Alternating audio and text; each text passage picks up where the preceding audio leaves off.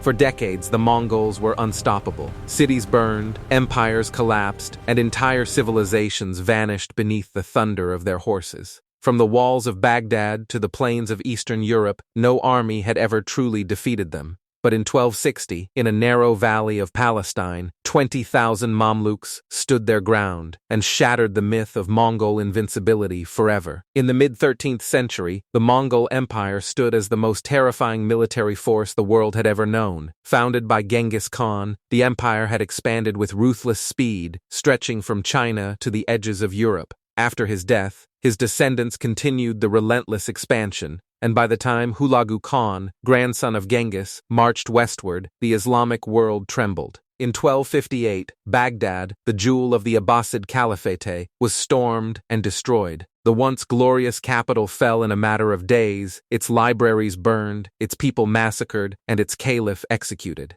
The psychological shock was immense. No fortress seemed strong enough, no army seemed brave enough. Cities surrendered without resistance, hoping for mercy that rarely came. Hulagu's forces crushed Aleppo and Damascus with brutal efficiency. The Mongol strategy was simple but devastating: offer surrender, annihilate resistance, and spread terror faster than their horses could ride. News of entire populations wiped out traveled ahead of them, weakening enemies before battle even began. Muslim rulers were divided, suspicious of one another, and militarily unprepared for the speed and coordination of Mongol cavalry. It seemed only a matter of time before Egypt, last major stronghold of power in the region, would fall. If Cairo collapsed, nothing would stand between the Mongols and North Africa. The myth had become reality: the Mongols could not be defeated.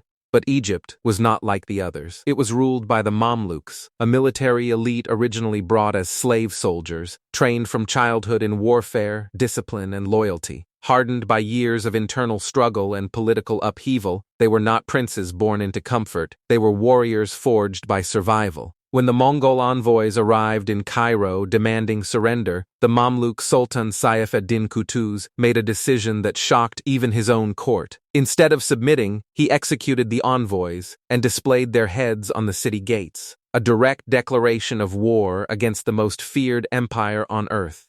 It was a gamble that could cost everything. Yet Qutuz understood something crucial: the Mongols were not invincible, they were simply undefeated. Meanwhile, internal politics shifted in the Mongol world. The death of the Great Khan forced Hulagu to withdraw much of his main army eastward, leaving a smaller but still formidable force under the command of the experienced General Kitbuka. This moment of division gave the Mamluks a narrow window of opportunity. Qutuz united rival factions and marched north with roughly 20,000 troops, joined by the brilliant commander Baybars. They advanced into Palestine, choosing the battlefield carefully. The valley of Ain Jalut, the spring of Goliath, was surrounded by hills and forests, terrain that limited the sweeping mobility of Mongol cavalry. Here, the Mamluks prepared an ambush, using tactics similar to the Mongols' own: feigned retreats, hidden reserves, and disciplined formations. When Kitbuka's forces engaged, they believed victory was inevitable, as it always had been.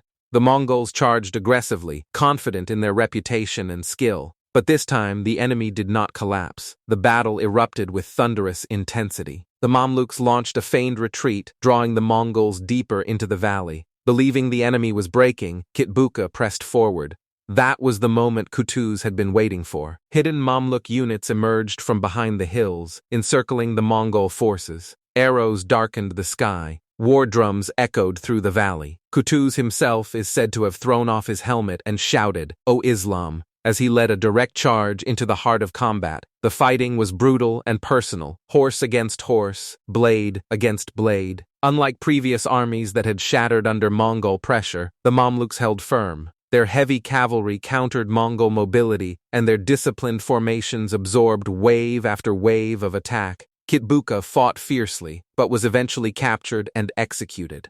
For the first time in living memory, a Mongol army was not just stalled, it was decisively defeated. The psychological impact was enormous. The myth cracked that day in the dust of Ain Jalut. The Mongols were warriors, not gods. Their aura of invincibility had depended on fear, speed, and the assumption that no one could withstand them. The Mamluks proved otherwise. The victory secured Egypt and prevented further Mongol expansion into North Africa. It also stabilized the remaining Islamic territories, giving them time to recover and reorganize. More importantly, it reshaped global history. Had the Mongols conquered Egypt, Mediterranean trade routes and political structures would have shifted dramatically. Europe, already shaken by Mongol invasions decades earlier, might have faced renewed pressure from a unified Mongol front. Instead, Ain Jalut marked the beginning of a new balance of power in the region. Though the Mongols remained formidable, their westward expansion had been permanently checked. The Mamluks rose as defenders of the Islamic world, and Baybars would later become one of its most powerful rulers. Ain Jalut was not merely a battle, it was a turning point. It demonstrated that strategy, unity, and courage could overcome even the most terrifying empire in history. And in that narrow valley in 1260, 20,000 disciplined warriors destroyed a legend that had seemed unstoppable.